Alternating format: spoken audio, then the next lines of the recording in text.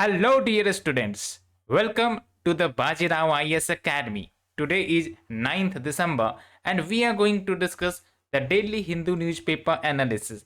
So, in today's session, we have to discuss three important articles. Number one is related to global warming and glacier.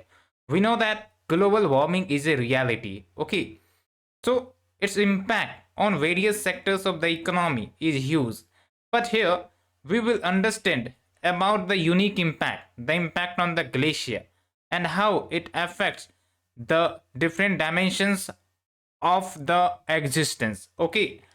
And furthermore, we will shift to the second editorial where we will talk about India Sri Lanka relation, that where are the points where we are lacking, okay, and how we can improve our relation. For example, the trade potential is very much huge, but we are lacking in that dimension. Also, we try to sign various memorandum of understanding or agreement, but these agreements remain pending. This does not convert into action or reaction. So we will understand in detail as well. Then furthermore, we will shift to the last article, that is related to fixed dose combination. Okay, so, what is fixed dose combination? Although this article relates to the medical field, but you should also understand the perspective of fixed dose combination. What do you mean by these drugs? Okay, so let's now shift to our editorial discussion. And before that, if you hadn't subscribed our channel, please do subscribe, like, and share with your friend circle. Okay, now we are shifting. The first article is related to GS paper 3. Okay, so first of all, I want to ask you a question, that what do you mean by climate change? Okay, you definitely tell me that climate change is like long term change in the weather phenomena. Okay, yes, this is true. And one other question for you, that whether the global warming is caused due to the climate change or climate change is caused due to the global warming. Just think and answer. Yes, you are right. The global warming is caused due to the climate change. Okay, because climate change is like the change and its outcome is global warming. Okay, and apart from that, when we talk about climate change, we only see one perspective, that is increase in global temperature. But you know that in historical times, climate change was like reducing in temperature as well. You can understand about Pleistocene ice age. Okay, so Pleistocene ice age was the time when the climate change led to decrease in global temperature, and now we are seeing the increase in global temperature. Okay, so climate change do not relate with only increase in temperature, it can also lead to decrease in temperature, decrease in global temperature as well. But currently we are facing the global warming. Okay, so that's one perspective you should keep in mind. And when we talk about global warming, so it leads to what? Rise in temperature, rise in average world's temperature. So if temperature gets rise, what will be impact on the glacier? Try to observe.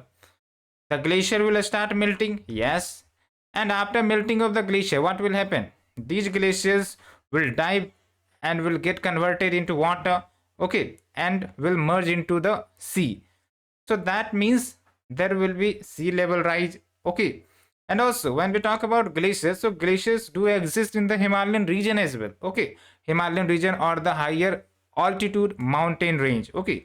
So if there is a rise in temperature, so these glaciers will be melted down, and due to that there can be the reduction in supply of fresh water as well. Okay, for example, in the Himalayan region, okay, we have lots of rivers coming from the Himalaya. So why they are perennial in nature? It is all because these are coming from the glaciers. When the glacier melts in the summer, the water comes as a river form, okay, and we reside, we depends on this river water as well. Okay, that's why you see the denser population of the region surrounded by the Gangetic rivers. Okay, So this is the common phenomena you can observe. But here what I am trying to discuss, like a report was published by World Meteorological Organization, and the report is known as the Global Climate 2011 to 2020. And here there was a concern that the world's glacier thinned by approximately a meter a year from 2011 to 2020. That means, let's say the glacier is as much thin, like let's say 100 meter. Okay, so what the report highlighted, like per year the glacier was reducing in its length, or you can say altitude. Okay, this is known as height or altitude, by 1 meter per year. Okay, that means in 10 years the reduction was like 10 meter. Okay, so why this reduction? It is all because global warming. Okay, so that was the concern. So if this trend continue, that means in the coming time the glaciers which are now existing will either gets finished totally or will get reduced to certain level only. Okay, and there is another data that the volume of glacier is forecast to decline anywhere from 55% to 75%. Okay, so there is huge challenge related to the glaciers. Okay, and glacier is very important features of our planet. Okay, for the biodiversity as well, for maintaining the temperature balance as well, and along with for sustaining lives as well. Okay, hope you understood. And we can also observe that this glacier melting is not only occurring in the Arctic or only in the Antarctic. It has its impact on the mountainous glaciers. Like in Africa, glaciers on the Rwenzori Mountains and Mount Kenya are projected to disappear by 2030. Can you remember? Can you believe that? Okay, and we have Mount Kilimanjaro. You may read in geography part as well. Okay, so the glaciers will get ended by 2040. So what these are indicating that in the coming times these mountainous glacier will be going to end because of the climate change and the global warming. Okay, and not only that, because of the glacier melting in the Himalayan region, we have seen certain devastating incidents like Uttarakhand floods of June 2013. We have seen the damage it caused. It bring havoc to Uttarakhand. Okay, and apart from that, the recent incident like the destruction of Chungthang Dam in Sikkim after the South Lohanek Lake flooded from a melting glacier. Okay, so one thing I also want to ask you, that what do you mean by glacial lake outburst flood? Okay, so let me explain. Suppose this is a glacier lake, and okay, and how glacier lake is formed? When the glacier melts, okay, and the water from that glacier gets accumulated in a certain depression. Okay, surrounded by the depositional barriers that we call moraines. Okay, moraines are the sediments and that surrounds these glacial lake. And suppose there is a earthquake, or suppose there is a excessive supply of water, okay, because of the melting of the glacier.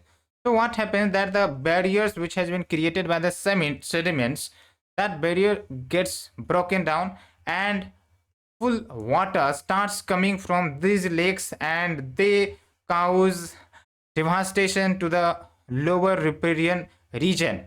Maybe that region is surrounded by the population, so ultimately the population becomes very much vulnerable to these incidents. Okay, and that's why in Sikkim we saw many deaths of the people, okay, because of this. So there are issues regarding this, like no early warning system for tracking these glacial lake outbursts or monitoring the glaciers. Okay, so we need to strengthen our early warning system. Okay, so that we can track the melting, we can track the potential glacial lakes outburst. Okay, and we have to treat these contracting glaciers to the same category of risks like we treat the earthquake, okay, or other disasters, okay, like cyclones. So this is the point. Hence, we can say that comprehensive risk assessment, map regions of vulnerability, and commission infrastructure development is the need of the hour. And tell me how the early warning system works. Please do tell me how the early warning system works. And here, this is a diagram I have provided you. Please look at this diagram, understand it, analyze it, and comment, okay, in the chat box. Now we are shifting to the second article, and second article we can relate with GS paper 2, okay, and it is related to India Sri Lanka relation. So when we talk about Sri Lanka, okay, we will learn basic first.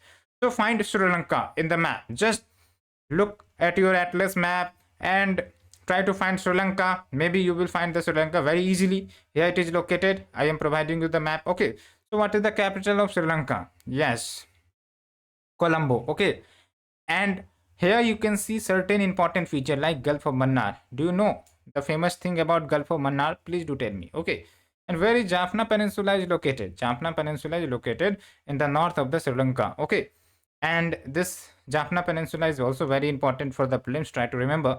Okay, and where is Park Street located? Try to find in the map.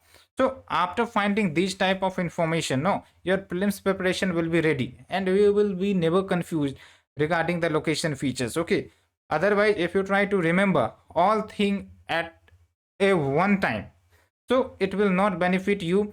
The information will not be retained for the longer time. So try to remember in that way. It will be very useful to recall, to remember, to understand. Okay, and you can understand various perspective here as well. Like here, Sri Lanka and India both share like a boundary, but in the form of water. Okay, in the form of sea. Okay, and that's why the cordial relation between these two nations becomes very, very important. Okay, so hence India also wants proper relation, good relation with the Sri Lanka. Okay, so that's the point. But whether our relations reached at ultimate level, if we try to understand, no, that's not. Why? Because there is a deficit in our relation.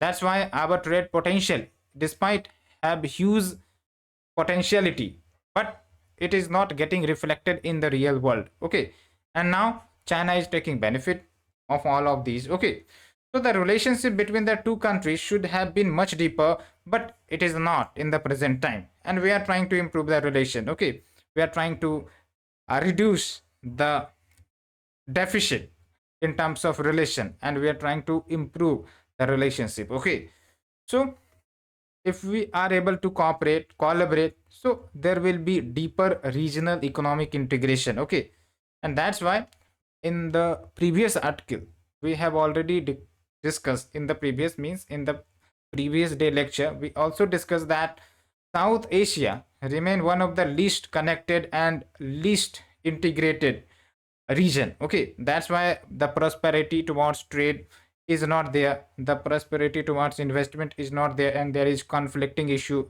rises, emerges every time. Okay, so that's the point. So when you talk about the certain examples where we highlight the deficit in the relation, like the case of power grid. Okay, like 13 years ago, two countries signed a memorandum of understanding on the bilateral grid, but not even one unit of electricity has been transmitted.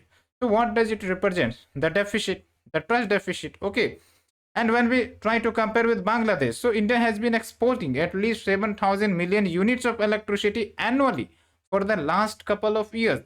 And recently, a month before, the Rampal Mati Power project was launched between India and Bangladesh. So here, with respect to Bangladesh, we are more collaborating, we are more trying to integrate. But when it comes to Sri Lanka, the relationship is having the deficit. Okay, similarly, in terms of trade, the India Sri Lanka Free Trade Agreement, despite signed in December 1998, but we are not able to perform well, we are not able to like make changes to this agreement, because this agreement is very, very old. Okay, and now things have changed, so we need to reform, we need to have a modern free trade agreement. Okay, that is another point, and that's why the trade, despite have the potential, gets restricted. Okay, So this is the second point of deficit. However, we have several constraints, we know, but nowadays bilateral economic ties seems to be becoming better, and hence you can quote a data here that India accounted for 26% of total imports of Sri Lanka. Okay, so certain initiatives in the recent time also have been taken, like the momentum generated by certain developmental factors in the last 1 year, like resumption of air service between Chennai and Jaffna. We told you where Jaffna is located. Okay, please look at the map again. Along with the launch of passenger ferry services between Nagaipatnam and Kankeshthurai. Okay, and along with there is a joint venture agreement among India's National Dairy Development Board and Gujarat Cooperative Milk Marketing Federation, along with Cargills of Sri Lanka for self-sufficiency in the dairy sector, because the India and Sri Lanka can have the cooperation in dairy sector as well. We have the experience of like collaboration, okay, in terms of the dairy sector. Okay, tell me what is the rank of India in terms of the population of cattle in the world. Okay, so tell me in the comment section. Now we are shifting to the third article, and it can be related to GS paper 2. Okay, first of all we will discuss the context, and then we will understand what we mean by fixed dose combination. Okay, and this can be also an article for your awareness generation program. You will be more aware, okay, regarding purchasing or buying a drugs. Okay, so when we talk about the context, so a group of academics from India, Qatar, and the United Kingdom, they published a report.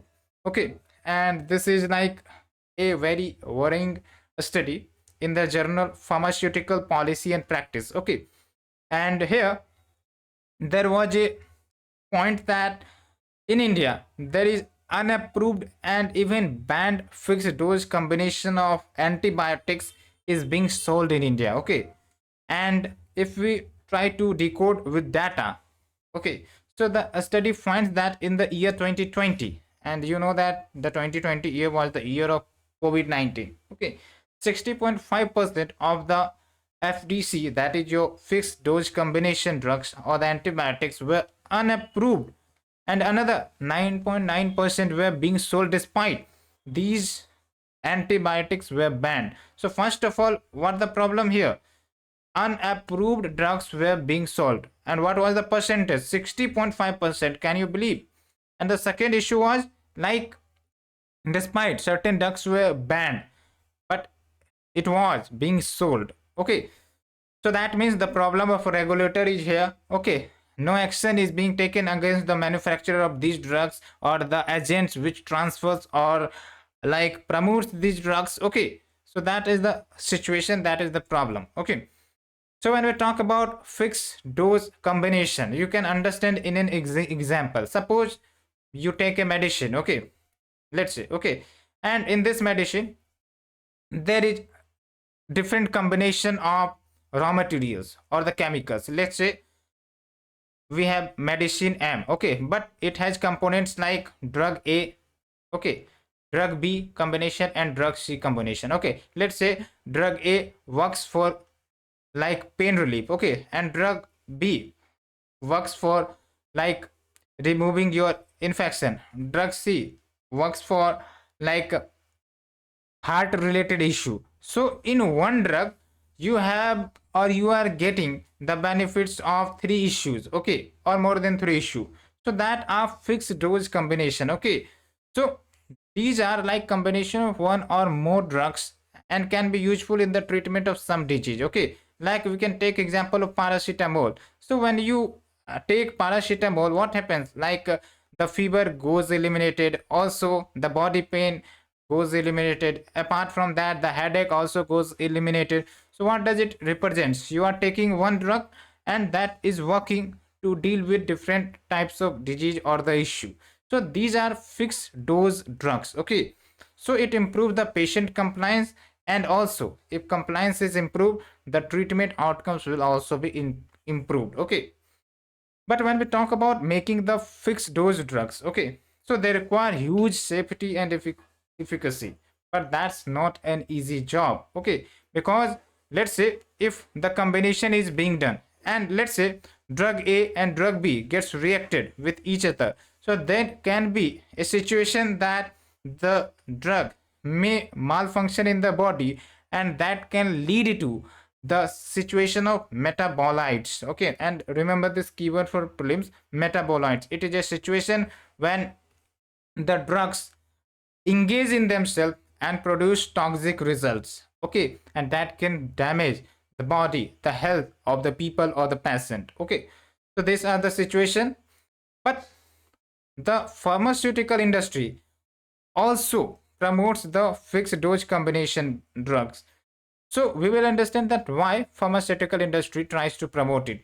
First of all, the regulation is of these drugs is a little bit slow, or we can say not properly regulated. Okay, hence the regulation of these fixed dose combination drug is necessary, and the pharmaceutical company in India use these FDCs to escape liability under multiple law. For example, we have the law drug price control order, okay, under which the government fix the price of the individual drugs. Okay, so what happens here, these FDC were traditionally not covered, okay, under this order. So the pharmaceutical company, for the profit maximization, for escaping from the regulation, that started manufacturing the FDCs. Okay, and hence these manufacturing of drugs were easy to escape from laws. Hence you can see the floodings of FDCs in India. Okay, and there are two other added advantage for the pharmaceutical industry, like if the varieties of FDCs are produced in India and being sold in the market, so the regulator, okay, the drug regulator will feel confused, okay, to find or to make a standards on these drugs. Okay, so let's say we have the regulator, India Pharmacopoeia Commission, and remember this commission for prelims as well, try to gather some points as well. Okay, so the testing of these drugs for quality becomes very difficult because there are lots of FDCs in the market. Okay, so if there are certain things which is very much in the market, so regulating them becomes tedious task. Okay, and hence no standards recognized by the law. Okay, and what is the process of some of the safety protocols? So here you can understand that the pharmaceutical industry like provides its own standards, okay, in order for the government to test their drugs. Okay, so what should be the pattern? The government should provide the protocol or a standard and make sure that pharmaceutical industry follow this standard. But what are happening here, the reverse is happening. Okay, and let's say apart from that, the individual company also charge higher prices for their drugs. Okay, because what the company do, like they will take one drug and they will combine with the other drug and they will create the new drug, and that will be like less competitive, so they can charge higher price. If the drugs becomes more competitive, that means the profit maximization will be lower. Okay, but here they try to pseudo innovate, okay, by combining one or two drugs in different ratio, all of that, and that's why this is also a technique of profit maximization.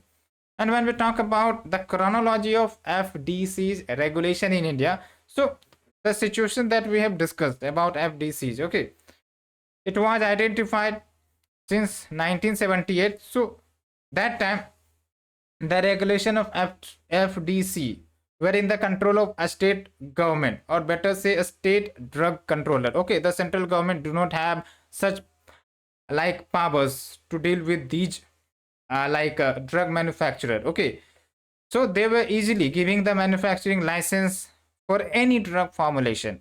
And then by identifying this problem at the central level in 1982, Parliament changed the law to give the central government the power to prohibit the manufacture of a specific drug. Okay, and hence 1988 we have the standard, and the central government amended the rules for all new drugs including the fixed dose combination, so that the company or the pharmaceutical industry should submit proof of safety and efficacy to the Drug Controller General of India, who heads the Central Drugs Standard Control Organization? Okay, try to remember these 2 or 3 points regarding these organizations for the prelim section. It will benefit a lot. Okay, but there is another issue like unabated licensing. There is no proper analysis taken for these drugs, and the a state drug controller simply ignore the law and they continue to issue manufacturing license for FDCs. Okay, even if it is not approved by the DCGI, okay, Director Control General of India. Okay, so what should happen? That central government should punish these manufacturers if they start manufacturing FDC without the clearance of DCGI. Okay, but what they do, what the manufacturer do, like they goes to the court and they files litigation and the matter gets stuck there. Okay, so here is the suggestion, like criminal prosecutions must be executed against these manufacturers. Otherwise, if these FDC remains unregulated, so it may end up contributing to antimicrobial resistance in India, and it is also a serious problem. Okay, because the drugs will not work in the body and the nation have to bear a huge cost, because already we have lots of disease and people are facing this disease. Okay, and if antimicrobial resistance starts increasing, starts building up, so that will also cost the health infrastructure of our nation, the cost, the people, the lives of the people. Okay, so public health should be the priority rather than the private wealth. Okay, so that's the important conclusion we can find out. Okay, hence this is the end of the session, friends. But before ending, we have a questions for you for the prelims. Okay, and you should pause the video and please take note of this question and try to answer this question in the chat box. Okay, and this is the question of 2023. Hope you will solve it. And if you want to take the PDF of this article discussion, you can download our Telegram channel link. Okay, and access that. So thank you, friends. Thank you very much. We will meet again for the next session. Thank you.